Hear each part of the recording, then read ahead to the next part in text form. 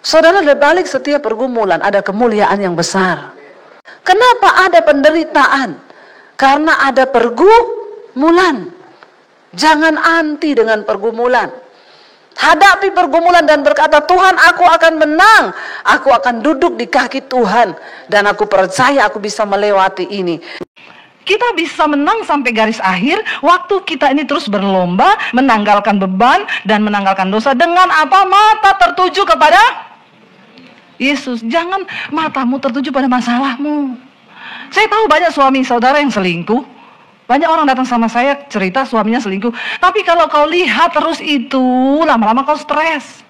Amin. Nggak usahlah saudara. Ya, lihat Tuhan saja. Amin. Mungkin banyak yang disakiti oleh anaknya. Tidak usah kau terus dalam persoalan itu berlarut-larut. Tidak ada orang lain yang bisa memaksa engkau untuk bahagia selain dirimu sendiri dengan Tuhan. Terima kasih Bapa. Ajar kepada kami untuk terus memuji Tuhan dalam hidup ini.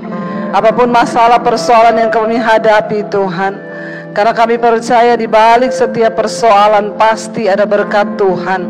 Ajar kepada kami untuk sungguh-sungguh menghayati setiap firman Tuhan. Agar kami hidup bukan berdasarkan pikiran kami, tapi berdasarkan pikiran Tuhan. Urapi kami, urapi hamba-Mu yang tidak ada apa-apanya. Di dalam nama Yesus kami berdoa mengucap syukur, sama-sama katakan amin, amin, amin. Silakan duduk Bapak Ibu yang terkasih. Shalom. Bagaimana kabarnya? Luar biasa, walaupun ada masalah tetap ya. Hari ini tema firman Tuhan adalah berkat di balik pergumulan. Siapa yang lagi ada pergumulan? Ya, ada yang tidak ada pergumulan? Saya doakan supaya ada pergumulan ya. Ada berkat di balik setiap pergumulan. Saudara, ya saya itu merenung-renung saudara begini ya. Kenapa ada orang-orang yang hidupnya itu tercatat di Alkitab? Dari zaman perjanjian lama kita membaca, ya sebut saja ya Abraham, kita sebut orang-orang yang luar biasa itu namanya tercatat di dalam Alkitab. Ya kita lihat raja-raja, kita lihat Yusuf, kita lihat Daud ya. Bahkan di perjanjian baru ada Paulus yang menulis ya paling banyak surat dari perjanjian baru. Saya mencoba merenung gitu ya. Kalau diaplikasikan dalam kehidupan sekarang ini, kita ini ya pantas nggak nama kita ada di dalam cerita tentang kehidupan di matanya Tuhan loh. Di matanya Tuhan. Saya merenungkan kenapa ya mereka itu tercatat. Ternyata yang tercatat di dalam Alkitab itu adalah orang-orang yang mengalami pergumulan yang hebat. Mengalami pergumulan yang berat, yang besar. Ya, makanya bersyukur kalau pergumulanmu berat dan besar. Puji Tuhan, namamu pasti tercatat di dalam kitab kehidupan. Ya. Jadi jangan mau menjadi orang Kristen yang gampangan, yang murahan. Semakin berat pergumulan kita, semakin banyak ya persoalan kita. Tapi saya tidak bicara tentang orang yang bodoh ya, yang mengalami pergumulan karena kebodohannya sendiri, itu juga banyak. Ya, dia mengalami pergumulan karena dulu ketika diberkati tidak bisa mengelola keuangan. Akhirnya ketika ya penderitaan datang nggak punya apa-apa, padahal dulu bergelimang harta.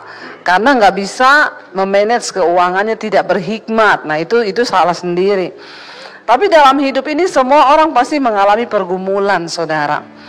Ya, dan Tuhan mau setiap kita mengalami pergumulan, kita itu pasti akan banyak. Kenapa Rasul Paulus itu menulis banyak ya firman Tuhan? Karena di dalam dia bergumul itu dia mengalami tekanan yang luar biasa. Dia mencari Tuhan, dan ketika dia mencari Tuhan, dia itu mendapat hikmat, mendapat rema yang pada akhirnya dicatat sebagai firman Tuhan, dan itu benar-benar dari Tuhan. Misalnya dia berkata pencobaan-pencobaan yang kita alami, ya itu tidak melebihi batas kekuatan kita. Sebab Tuhan itu setia dan adil. Kenapa Rasul Paulus bisa menulis begitu? Saya yakin lahir dari sebuah pergumulan yang luar biasa, lalu Tuhan menyatakan kalimat itu di dalam hatinya, lalu ditulis, saudara. Ya, makanya kalau zaman sekarang itu dibilang quotes, orang berkata gini, Bu Debbie itu ya banyak ya quotes-quotesnya dia. Sebenarnya itu bukan quotes saya, itu lahir dari sebuah pergumulan. Karena ya kita ada dalam sebuah tekanan atau persoalan hidup. Ya, makanya ya pemazmur berkata, aku tertekan itu baik bagiku, supaya aku belajar tentang kehendak Tuhan. Manusia itu kalau nggak ditekan, saudara, ya tidak mungkin kita terbentuk menjadi sesuatu yang berharga. Nah, hari ini tema firman Tuhan diberi ya berkat di balik pergumulan. Ayatnya 2 Korintus pasal yang keempat. Mari kita buka bersama. 2 Korintus pasal yang keempat mulai dari ayat yang ke-7, saudara. 2 Korintus 4 ayat yang ke-7. Kita baca bersama 1, 2, 3. Tetapi harta ini kami punyai dalam bejana tanah liat, supaya nyata bahwa kekuatan yang melimpah-limpah itu berasal dari Allah, bukan dari diri kami. Bagaimana supaya kita kuat di dalam menjalani setiap pergumulan hidup? Sadarilah yang pertama bahwa kita ini manusia terbatas. Kita ini di dalam bejana tanah liat dikatakan supaya nyata kita bisa kuat, itu semua karena kasih karunia Tuhan. Makanya dalam hidup ini jangan jauh-jauh dari Tuhan supaya kita kuat. Begitu kita jauh, ya hilang, saudara, bahkan kita nggak mampu. Ya kita manusia ini terbatas. Rasul Paulus bilang, harta ini kami punyai dalam bejana tanah liat. Bayangkan harta itu bicara tentang kemuliaan. Harta itu bicara tentang kekuatan, tentang sesuatu yang wow. Tapi dipunyai dalam bejana tanah liat, artinya mudah rapuh, mudah terkoyak. Supaya apa dia bilang? Supaya nyata bahwa kekuatan yang melimpah-limpah itu berasal dari Allah dan bukan dari diri kami. Kenapa kita harus dekat dengan Tuhan? Bukan supaya kita nggak banyak masalah di hidup ini. Kenapa kita harus dekat dengan Tuhan? Bukan supaya kita nggak mengalami hal yang buruk. Karena ini adalah dunia. Kita mau atau tidak, kita pasti satu saat akan diizinkan mengalami yang tidak enak, mengalami pergumulan. Nah, kenapa kita harus dekat dengan Tuhan? Supaya kita kuat menghadapi pergumulan hidup. Karena di luar Tuhan kamu tidak bisa berbuat apa-apa. Tapi di dalam Tuhan ada kekuatan. Ayat yang ke-8 dia katakan di sana, dalam segala hal kami ditindas namun tidak terjepit, kami habis akal namun tidak putus asa, kami dianiaya namun apa? Tidak ditinggalkan sendirian, kami dihempaskan namun tidak binasa. Rasul Paulus mengalami banyak tekanan di dalam pelayanannya, saudara. Ya, tetapi dia berkata, dalam segala hal kami ditindas, namun tidak terjepit, kami habis akal, namun tidak putus asa, kami dianiaya, namun tidak ditinggalkan sendirian, kami dihempaskan, namun tidak binasa. Saya membaca ini, saya itu malu, saudara. Rasul Paulus berkali-kali dipenjara karena nama Yesus. Harusnya ketika orang di penjara, dia disesah, dia disiksa dalam penjara, harusnya dia bisa dong berkata, di mana engkau Tuhan? Aku melayani engkau loh. Tapi kenapa engkau tidak menyatakan dirimu?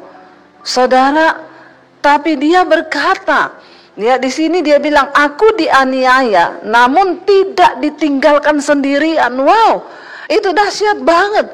Dia sudah dianiaya, dia masih merasa bahwa Tuhan beserta dengan dia loh.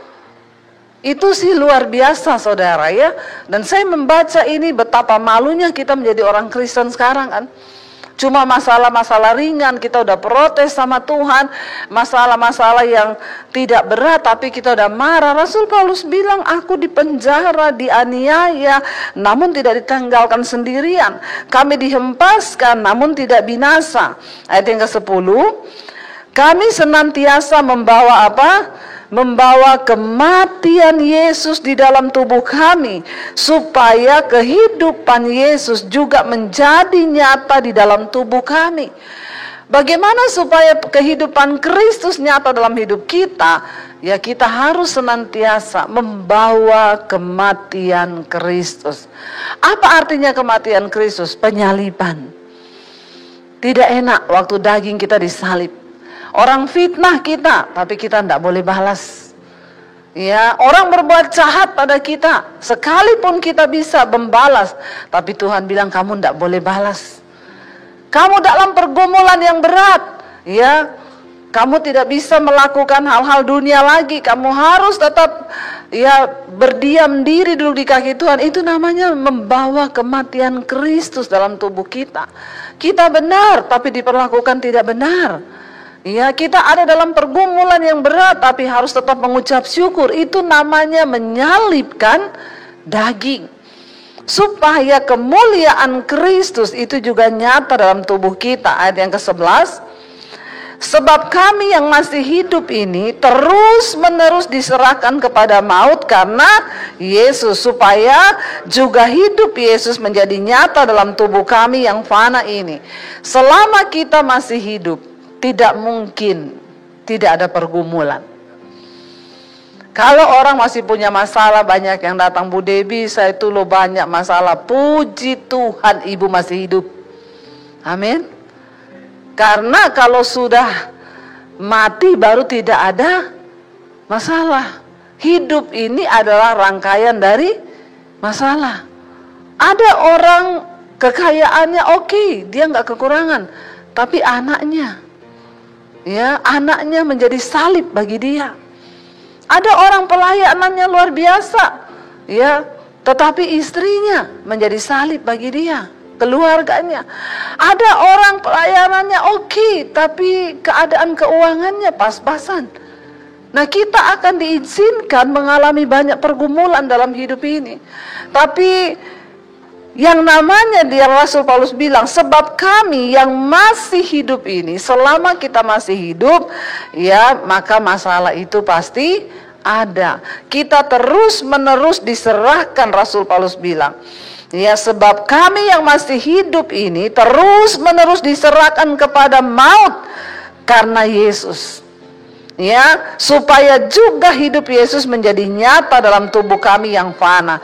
Saudara, dalam penderitaan kita di dunia ini, mungkin kita belum berhadapan dengan maut, yang artinya kematian. Rasul Paulus mengalami maut. Berapa kali dia karam kapal, ya, berapa kali dia ditangkap, dia dianiaya, dia disesah, ya, tapi dia luar biasa. Tidak ada sekecil apapun di hatinya untuk menyangkal Tuhan Yesus.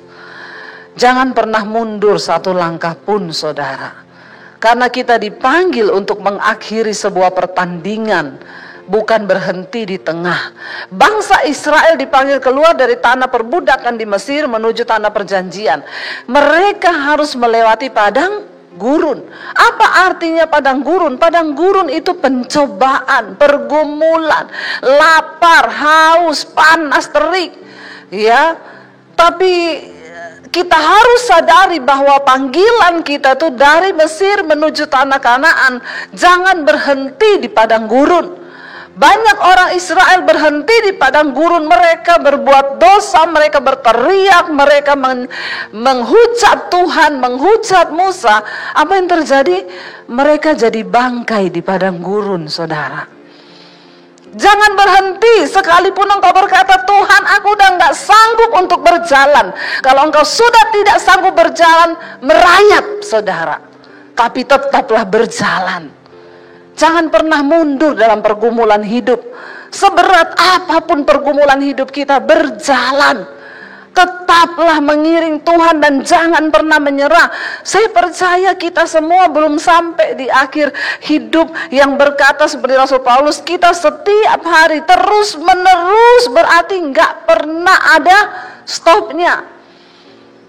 Kita mengerti karena pada waktu itu dia memberitakan Injil di tengah keadaan yang sulit. Dia ditentang, mau dibunuh. Ya, dan Dia tetap berkata, saudara, aku membawa kematian Kristus. Artinya apa? Dia sudah siap mati. Dia siap mati demi nama Yesus. Tidak ada lagi yang dia pusingkan. Dan bukankah Tuhan Yesus berkata, seorang prajurit yang sudah siap berjuang, dia tidak memusingkan perkara-perkara penghidupannya, karena dengan berbuat demikian ia berkenan kepada komandannya. Kenapa kata-kata itu bisa keluar dari sebuah tulisan Rasul Paulus? Ini ditulis sudah berapa ribu tahun yang lalu, saudara. Dan kata-kata yang keluar dari Paulus itu luar biasa. Kenapa? Karena dia mengalami pergumulan yang hebat.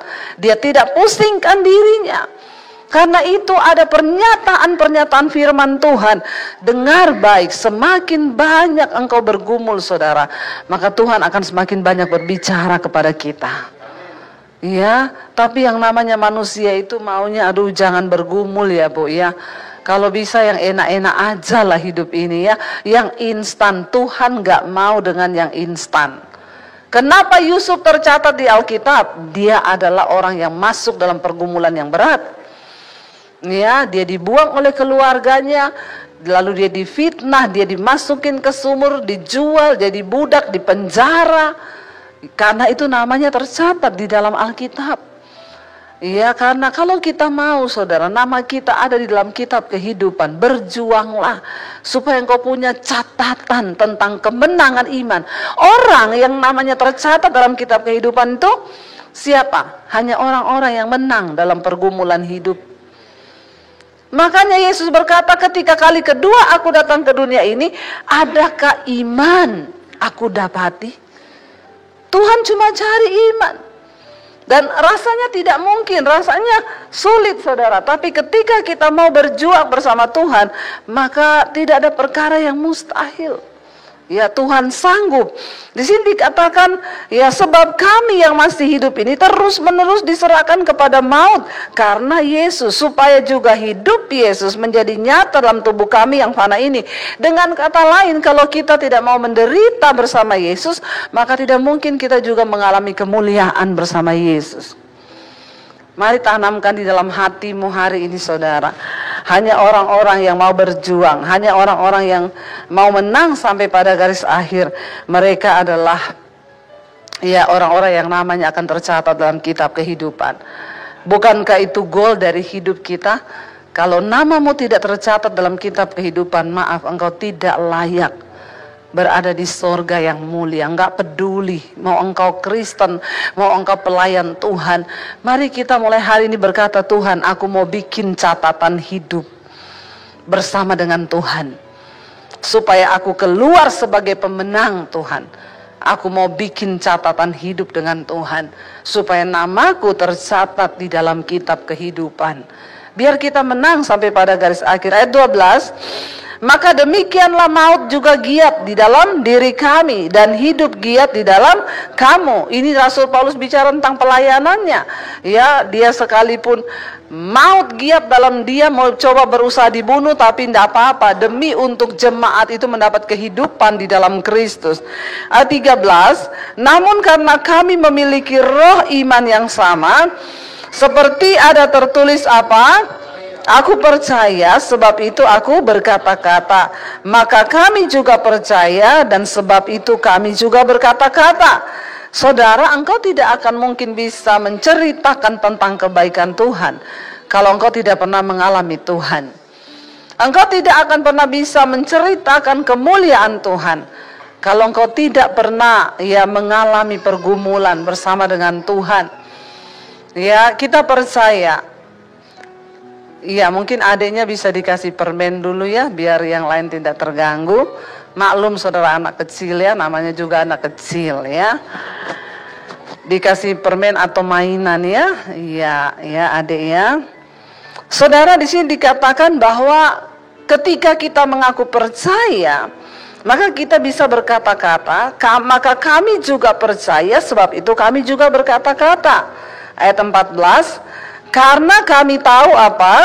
Bahwa Ia yang telah membangkitkan Tuhan Yesus akan membangkitkan kami juga bersama-sama dengan Yesus, dan Ia akan menghadapkan kami bersama-sama dengan kamu kepada dirinya. Ya, Ayat yang ke-15, sebab semuanya itu terjadi oleh apa?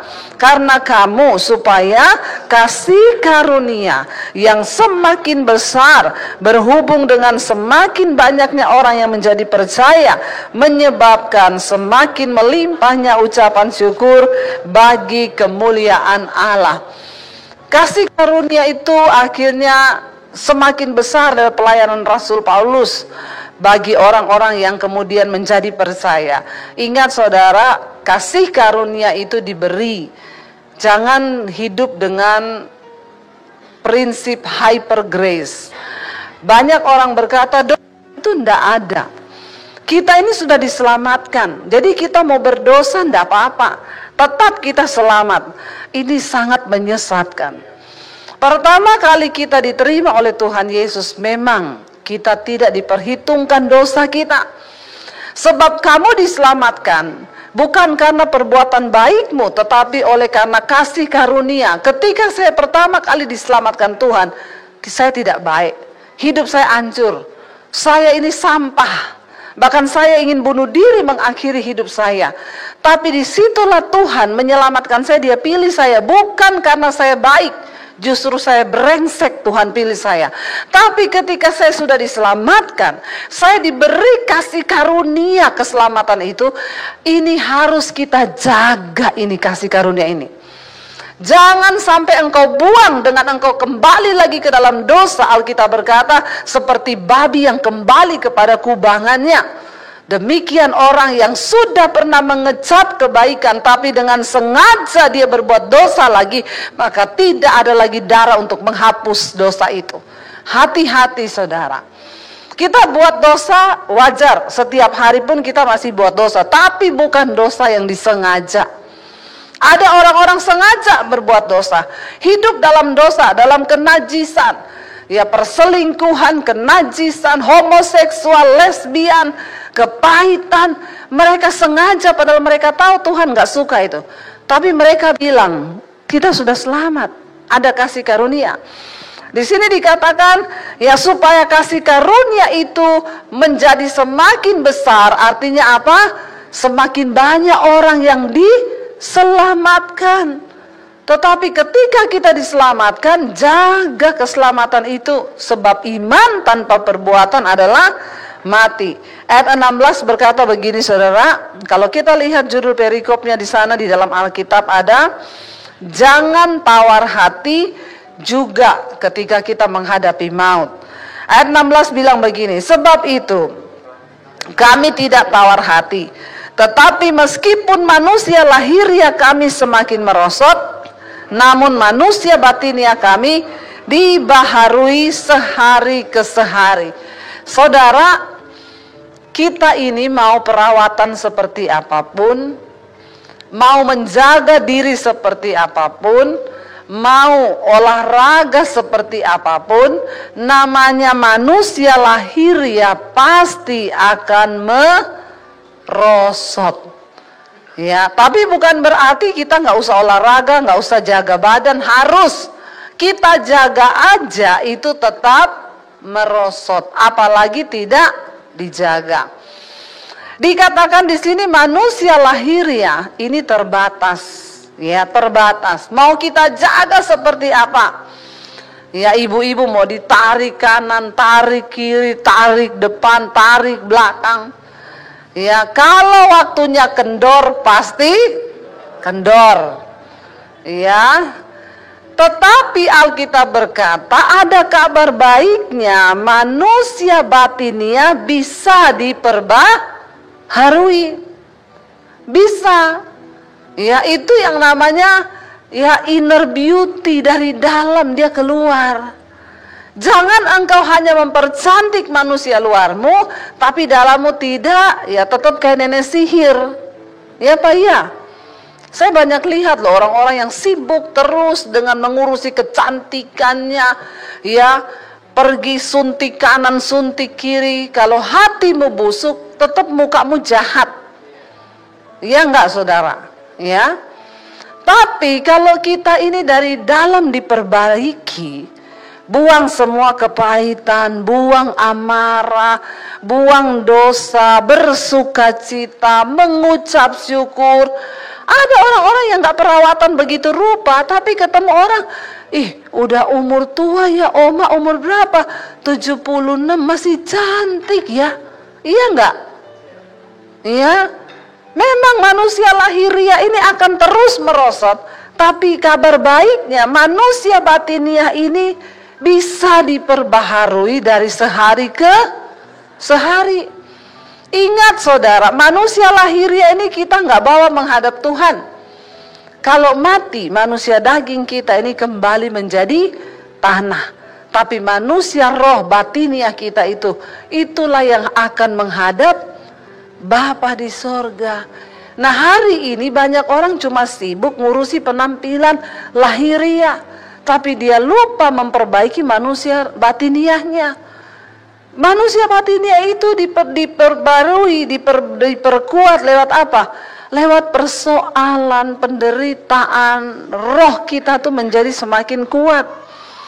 Ya, karena itu dikatakan di sini, ya, manusia batiniah kita itu dibaharui. Jadi sekalipun manusia lahiriah kita merosot, menjadi keriput, enggak apa-apa, yang penting manusia batiniahnya diperbaiki. Kalau manusia batiniah itu cantik, itu terpancar sampai keluar. Tapi ada orang-orang masih muda sudah kelihatan keriput semua. Ya, kenapa? Karena di sininya ini jelek, tidak diperbaiki. Ya, sesuatu yang benar itu dari dalam mengalir keluar. Jangan cuma kau poles di luar. Ya, jangan cuma olahraga, terus olahraga baik. Tapi itu tidak menjamin, karena yang namanya mati bisa datang kapan saja. Ya, ada orang-orang nge-gym mati loh saudara. Bukan soal manusia lahiriahmu, tapi manusia batiniahmu. Jangan kau pikir setelah engkau rajin olahraga, terus engkau rajin minum vitamin, engkau rajin general check up setiap bulan, terus engkau umur panjang atau tidak. Umur manusia mati hidup kita di tangan Tuhan. Mau kau olahraga kayak apa juga, yang pernah saya cerita anak muda nge-gym tiap hari, kalau makan selalu ditimbang kalorinya berapa, lemaknya berapa. Nanti mau tidur malam dia naik di atas timbangan, kalau kelebihan 2 ons dia olahraga dulu sebelum tidur. Ya, dia tidak mau kelebihan. Sangat benar-benar luar biasa. Masih muda, umur 38, pergi ke China mau lihat prospek bisnis, pulang jenazah. Kenapa? Ditabrak mobil. Hidup ini gak ada yang tahu. Makanya jangan engkau sombong berpikir karena engkau gym, olahraga, terus umurmu panjang. Saya itu suka ketawa lihat orang-orang itu yang menggantikan Tuhan di dalam hidupnya. Dia olahraga tapi dia dosa terus, gak pernah menghormati Tuhan. Dia general check up saudara. Kemarin saya tuh ketemu sama teman, dia bilang, Bu Dewi, saya mau tanya sama ibu nih. Waktu itu di gereja kami, Bu, ada seorang ya worship leader, dia datang hari Minggu tuh seneng banget, ketawa-ketawa, sampai bapak itu nanya, kamu seneng banget kenapa? Iya dong seneng, kemarin hasil general check up saya keluar, gula darah bagus, tekanan darah bagus, jantung bagus, semua bagus. Jadi saya seneng, ternyata nggak ada penyakit apa-apa. Oh iya, habis itu dia mimpin pujian. Dia bilang gini, saudara ada yang mau kesaksian nggak? Kalau ada yang mau bersaksi silakan maju ya. Ya ditunggu nggak ada yang kesaksian. Lalu dia bilang, oh kalau nggak ada ya udah kita angkat satu pujian. Silakan musik. Dia baru mau angkat lagu jatuh di mimbar, meninggal hari itu. Hasil general check up semua bagus. Makanya bapaknya tanya sama saya, berarti menurut Bu Debbie perlu check up nggak Bu? Saya bilang kalau mati, mati juga Pak. Mau bagus hasilnya, kalau waktunya mati, mati. Jadi hidup ini ya bukan soal apa-apa saudara. Mari di dalam pergumulan hidup pun engkau tetap percaya kepada Tuhan. Berarti bahwa aku percaya Tuhan di balik masalah ini pasti ada berkat Tuhan. Manusia batiniaku tuh semakin dikuatkan, semakin dibaharui, rohku semakin barui. Karena ketika kita menghadap Tuhan, yang akan kita bawa ini manusia batiniah. Lalu ayat yang ke-17 berkata, baca bersama 1, 2, 3. Sebab penderitaan ringan yang sekarang ini mengerjakan bagi kami kemuliaan kekal yang melebihi segala-galanya, jauh lebih besar daripada penderitaan kami. Satu hal yang harus kita ingat saudara, bahwa satu saat kita ini akan menerima kemuliaan, bukan hanya nanti di sorga. Ayat ini berkata, penderitaan ringan yang sekarang ini mengerjakan bagi kami kemuliaan kekal yang melebihi segala-galanya, itu jauh lebih besar daripada penderitaan kami. Kalau kita sedang menderita, sabar saja. Tidak akan pernah dicatat kisah Hana di Alkitab ketika dia melahirkan seorang Nabi Samuel kalau dia tidak mandul. Saya bingung, semua perempuan di Alkitab itu mandul. Mamanya Yohanes, ya, pembaptis, mandul.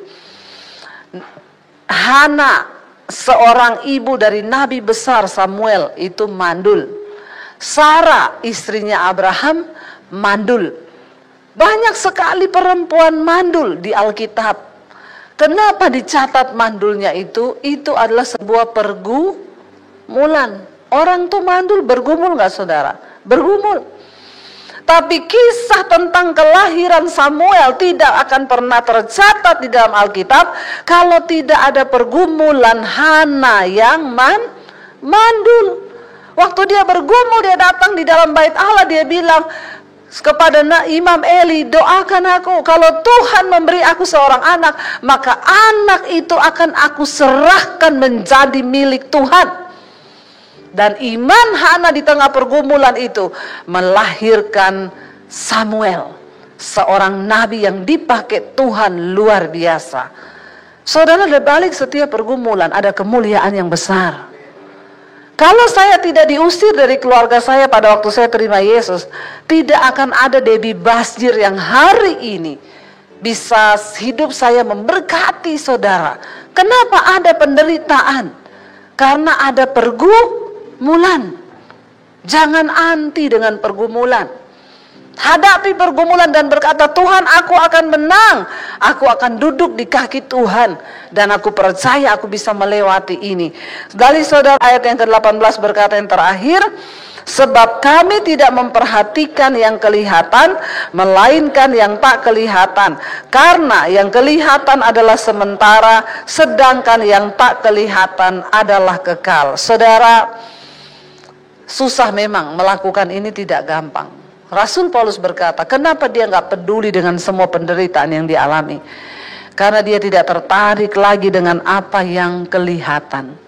Dia gak tertarik lagi dengan dunia ini. Dia gak tertarik lagi dengan hal-hal yang ada di dunia. Dia hanya tertarik dengan sesuatu yang tidak terlihat, yaitu yang ada sampai pada kekekalan. Kalau kita semua punya berpikiran seperti itu, saya yakin kita akan menjadi orang-orang yang kuat, orang-orang yang bakal bertahan sampai di garis akhir. Kerjakanlah keselamatanmu dengan takut dan gentar. Mari saudara, kita buka bersama bagaimana kita mempertahankan kemerdekaan itu. Ibrani pasal 12 ya. Judul perikopnya, nasihat supaya bertekun dalam iman. Kita ini sudah diberi karunia iman, percaya sama Yesus itu anugerah. Karena untuk percaya Yesus itu pun kasih karunia. Itu anugerah, beriman. Ya, nah setelah kita diberikan itu, kita harus mempertahankan nasihat supaya bertekun dalam iman. Ayat yang pertama baca bersama, 1, 2, 3. Karena kita mempunyai banyak saksi, bagaikan awan yang mengelilingi kita, marilah kita menanggalkan semua beban dan dosa yang begitu merintangi kita, dan berlomba dengan tekun dalam perlombaan yang diwajibkan bagi kita. Alkitab berkata, ternyata saudara mau atau tidak, saudara siap atau tidak, saudara setuju atau tidak, saudara dan saya berada dalam satu gelanggang, di dalam satu arena pertandingan dan perlombaan. Anda setuju atau tidak? Saya tidak minta persetujuan Anda, karena Alkitab berkata, ya, mau atau tidak, setuju atau tidak, kita semua wajib mengikuti perlombaan iman. Kalau ada perlombaan, berarti satu saat ada yang menang, ada yang kalah. Ya, saya berdoa semua jemaat di tempat ini menang sampai pada garis akhir. Ya, jangan sampai kita ini sudah bersusah-susah ikut Yesus, akibat saudara kita masih terus hidup dalam dosa, lalu kita kalah pada pengakhirnya. Jangan ya nak ya, jangan ya dek ya, bahaya ya dek ya. Ya sudah, mari kita kembali kepada ayat ini. Dikatakan kenapa kita harus berlomba sampai pada akhirnya? Karena kita mempunyai banyak saksi. Saudara percaya nggak bahwa kita ini hari ini hidup ada saksinya loh? Ya, kita mempunyai banyak saksi bagaikan awan yang mengelilingi kita. Saksi hidup kita yang pertama itu siapa? Ya, siapa yang tahu? Dapat sepeda loh di bawah. Siapa saksi hidup kita yang pertama? Tuhan dong ya. Masa gitu aja nggak tahu loh? Ampuni mereka ini Tuhan. Kamu tuh lulus sekolah minggu nggak sih? Ya cuma ngomong Tuhan aja berat loh. Ya pasti dong ya. Saksi yang pertama kita itu siapa? Ya Tuhan. Alkitab berkata mata Tuhan itu menjelajah ke seluruh bumi, melihat orang baik dan orang jahat, untuk kemudian memberikan upah kepada mereka nanti pada akhir zaman. Jadi saksi kita yang pertama itu mata Tuhan, dan mata Tuhan itu kecanggihannya melebihi CCTV tercanggih dimanapun juga.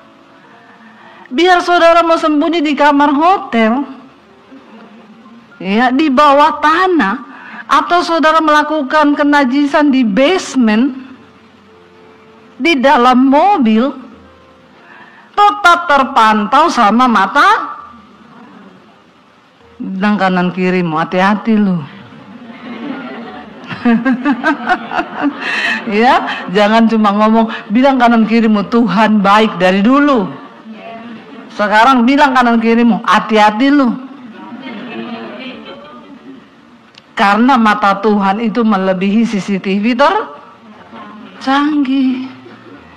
Jadi tidak ada guna kan kita hidup ini mau pencitraan toh? Kalau kita tahu bahwa ada saksi yang melihat hidup kita. Ngapain mau seorohani di gereja? Pelayanan, ya mau apa, khotbah atau apa. Kalau hidupmu itu tidak beres, ya tidak usah pura-pura. Dikatakan ya saksi yang pertama yang pasti melihat hidup kita itu mata Tuhan. Yang kedua saksi kita siapa? Malaikat. Malaikat itu ada loh. Iya, mengikuti kita. Jangan cuma berdoa gini, malaikat aku mau pergi sertai aku. Kau pergi ke panti pijat juga malaikat lihat. Kau kan nggak bisa bilang malaikat tutup mata dong. Kagak. Ada rekaman hidupmu, ada rekaman hidup kita. Nanti satu saat kita menghadap pengadilan Kristus, kata firman Tuhan, ditanya kamu pernah selingkuh nggak? Nggak pernah. Ya Tuhan bilang malaikat buka channel 5. Ada rekamannya.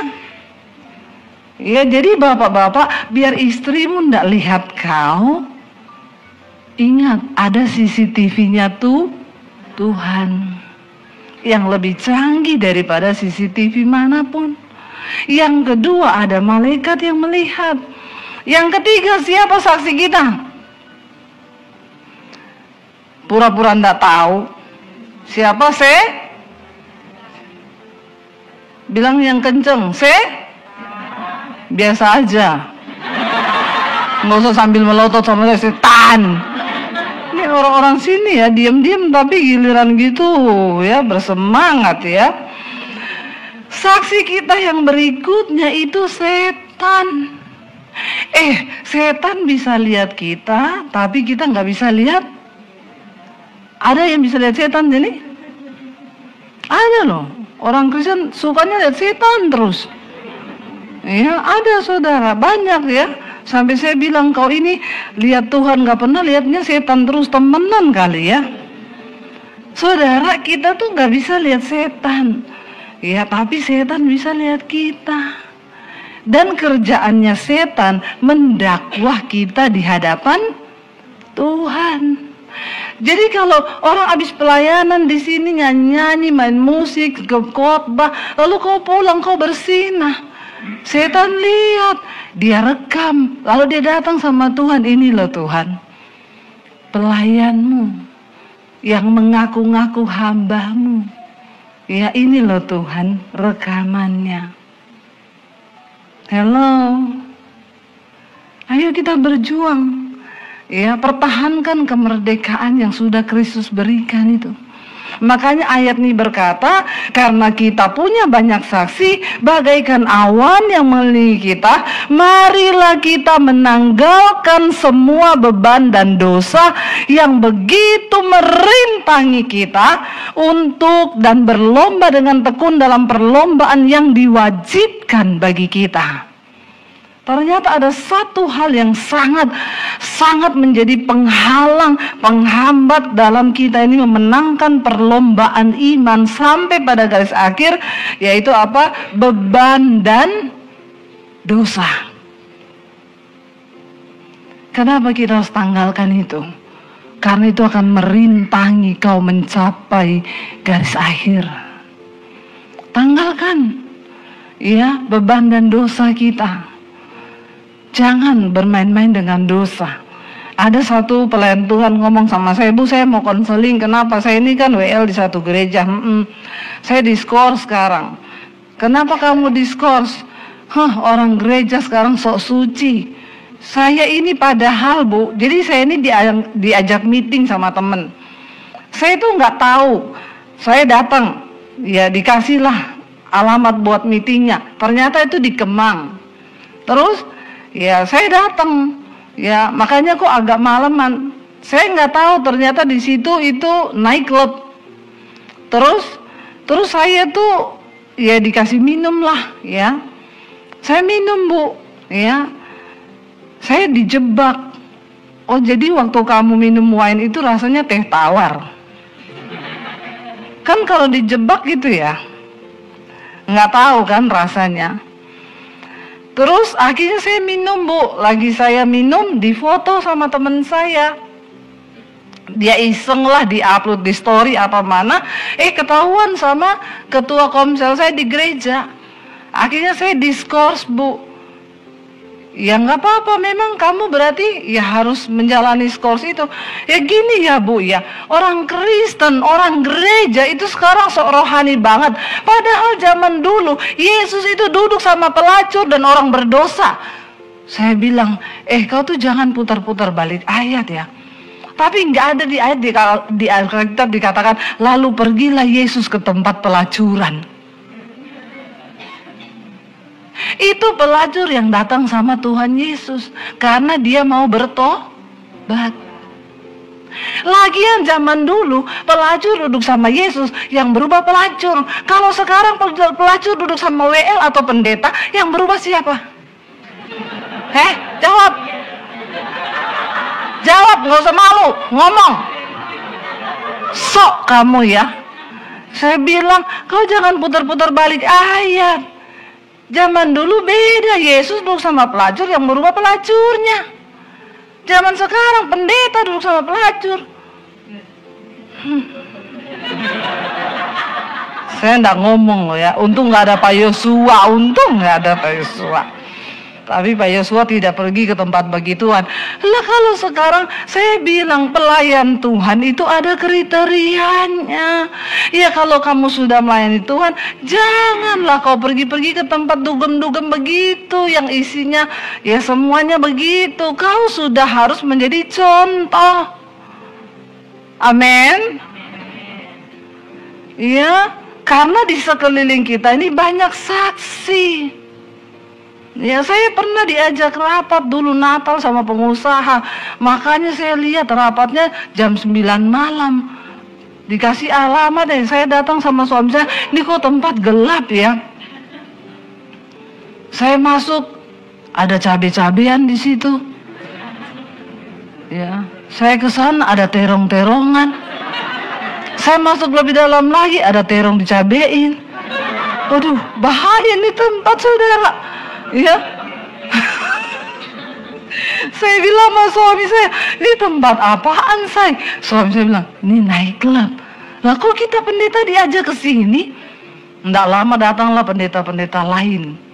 Lalu pengusahanya bilang, silakan ya, kalau mau buka wine juga bisa.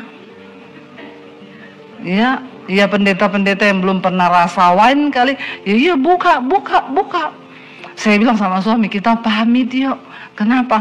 Bukan apa-apa say, tiba-tiba ada rahasia.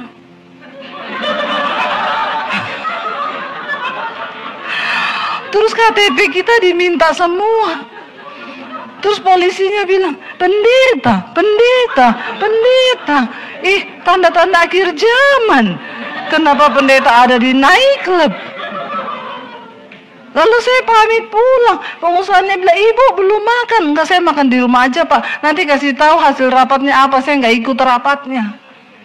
Ya, jangan saudara. Di sekeliling kita ini banyak saksi. Saksi yang berikut siapa? Satpol PP. Amin.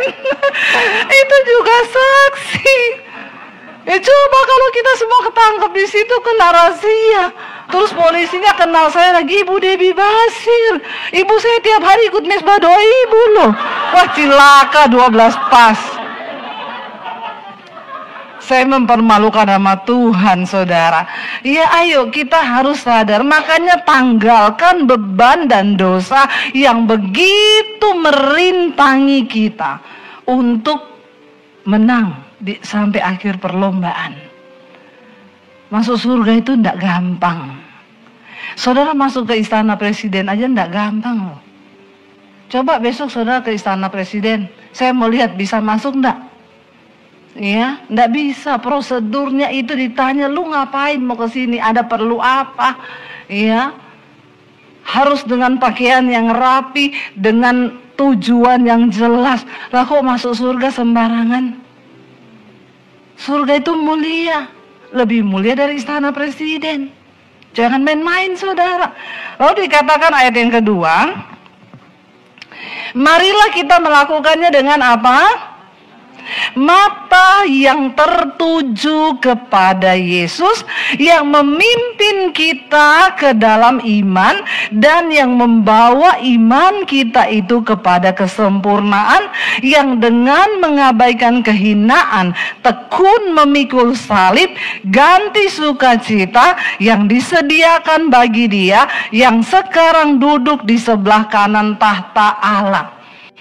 Kita bisa menang sampai garis akhir waktu kita ini terus berlomba menanggalkan beban dan menanggalkan dosa dengan apa? Mata tertuju kepada Yesus. Jangan matamu tertuju pada masalahmu.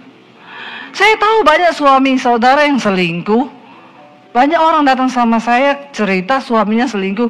Tapi kalau kau lihat terus itu, lama-lama kau stres. Amin. Nggak usahlah saudara. Ya, lihat Tuhan saja. Amin.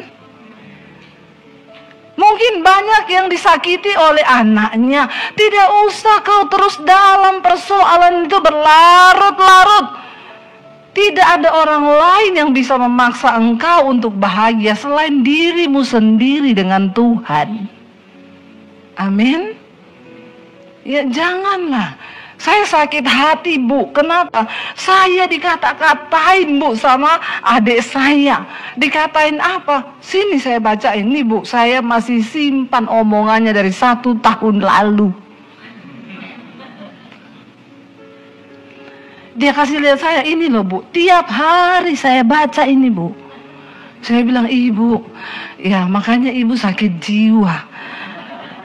Iya, Ibu terusin aja, lama-lama Ibu gila loh. Alkitab bilang, renungkanlah firman Tuhan siang dan kenapa kau renungkan itu perkataan yang maki-maki kau? Memang kau dasar nggak tahu diri, udah tua gini-gini. Dia renungkan itu siang dan malam. Dia ingat, nih loh, Bu, makanya saya sakit hati tiap kali saya baca ini, Bu. Sehari 3 kali saya baca. Oh, gila kau sebentar lagi. Saya juga lama-lama stres loh dengan orang-orang Kristen ini. Masalahnya, aduh Tuhan Yesus, saya itu sampai nangis sama Tuhan. Belum pernah ada yang datang sama saya, Bu, saya punya masalah berat apa? Saya mau diusir karena nama Yesus, saya mau dibunuh. Belum pernah saya dapatkan. Adanya apa, Bu? Saya mau bunuh diri. Kenapa? Pinjol. Aduh. Urusannya kalau nggak pinjol, sakit hati, kepahitan, kecewa.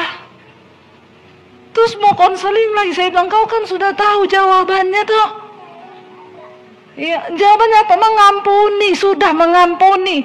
Kau konseling sama semua pendeta juga tetap jawabannya sama. Jadi lebih baik kau melihat kepada Yesus. Tapi sekarang orang Kristen itu memang masalahnya itu dicari-cari, saudara. Ya, ada orang konseling sama saya, Bu, istri saya lari. Kenapa istrimu lari? Makanya saya suruh pulang lah. Nggak mau dia pulang. Lah pasti bapak ada salah. Salahnya bapak ini apa? Ya memang sih saya sudah 2 bulan ini nggak kasih dia duit. Saya bilang, udah bagus kau nggak dikasih kopi sianida, Pak. Istrimu 2 bulan kau nggak kasih duit. Nah terus dia belanja buat makan apa? Ada ibu-ibu datang sama saya. Bu Devi, saya bersyukur loh sama ibu. Saya tadinya mau cerai sama suami saya, nggak jadi, Bu. Saya berterima kasih waktu saya lari ke Bali, ibu yang temani suami saya terus tiap hari. Saya kaget, saudara. Siapa yang temani? Ibu. Jangan sembarang bicara ya, Bu. Saya enggak pernah loh temani suami orang. Maksudnya khotbah ibu, ngomong yang jelas. Ini ada suami saya di sini. Ya, ibu tuh kalau bicara tolong ya. Yang khotbah saya, iya Bu, itu maksud saya. Jadi saya itu udah mau cerai sama suami, ibu tahu. Suami saya ini kasar, galak, tukang bentak, pelit. Ibu tahu saya kalau pergi ke pasar tiap hari diantar sama suami saya. Sampai orang di pasar bilang, so sweet banget ibu. Kami tidak pernah melihat loh suami antar istri tiap hari ke pasar. Istrinya bilang, kamu tahu kenapa dia antar saya? Karena dia nggak mau kasih saya uang. Kembalian 2.000 saja dia ambil. Kasihan ya. Jadi don't judge a book by kasihan loh. Orang lain lihat, so sweet banget ya. Dia pagi diantar ke pasar, padahal karena pelit. Akhirnya saudara, istrinya bosen, sudah tukang marah, maki-maki, emosian, pelit. Istrinya pergi ke Bali ke anaknya. Saya mau cerai Bu, udah gak kuat saya sama dia. Pergi, waktu dia pergi, suaminya baru terasa kehilangan. Gak ada yang masakin, disitulah dia bujuk istrinya pulang, istrinya gak mau. Lalu dia mulai cari-cari khotbah di YouTube, dia ketemu khotbah saya. Dia dengerin khotbah saya, dia mulai diubahkan. Dia WA istrinya, sayang, pulang sayang, aku sudah berubah. Istrinya gini, pret. Istrinya bilang, Tuhan aku minta tanda. Kalau suamiku berubah, ndak usah tanda apa-apa. Bukan dia tanda berbahasa roh sama saya, tidak. Dia transfer uang. Itu berarti dia sudah benar-benar bertobat. Ternyata kadang tanda itu tidak usah jauh-jauh ya. Ada ibu yang berteriak, betul. Kayaknya curcol ya. Tolong suaminya dengar. Lalu saudara, besoknya dia WA lagi, sayang aku sudah berubah loh. Tiap hari aku nih dengar khotbahnya Ibu Debbie Basir. Mau coba kamu dengar, isinya balas, pret. Hari berikutnya dia tanya, dia bilang gini, sayang aku tadi malam mimpi kamu. Di tengah keramaian kamu menangis.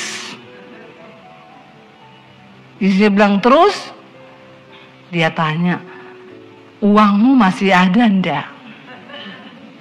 Istrinya bilang, kenapa? Aku mau transfer uang buat kamu.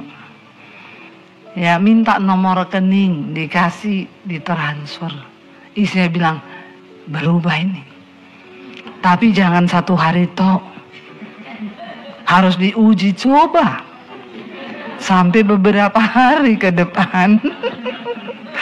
Ya, akhirnya berapa hari kemudian suaminya tanya lagi, kamu gimana di sana? Baik, aku tadi udah transfer lagi ya. Istrinya bilang, ih berubah.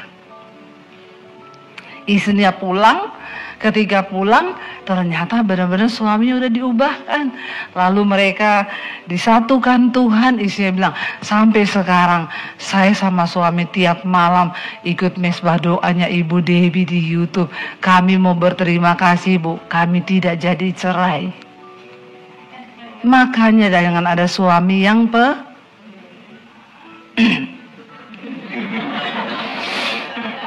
ya. Mari saudara, sebenarnya masalah-masalah yang kita hadapi ini masalah biasa, asal mata kita ini tertuju kepada Yesus. Nggak usah alay lebay, merasa diri ini sudah paling menghadapi masalah yang paling beban. Apalagi generasi sekarang itu baru umur belasan tahun, 20, 21, 22 sudah langganannya psikiater. Sudah jadi langganannya psikolog. Nggak ada di sini ya. Astaga Tuhan. Belum berumah tangga loh. Udah bolak-balik ke psikolog. Coba saudara. Sehatkan jiwamu loh.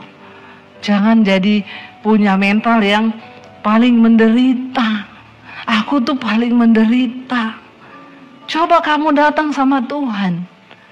Ya apapun masalahmu. Ketika kamu sadar bahwa Tuhan mencintaimu, maka kamu akan bisa melepaskan semua beban di hidupmu. Bilang, aku bisa Yura.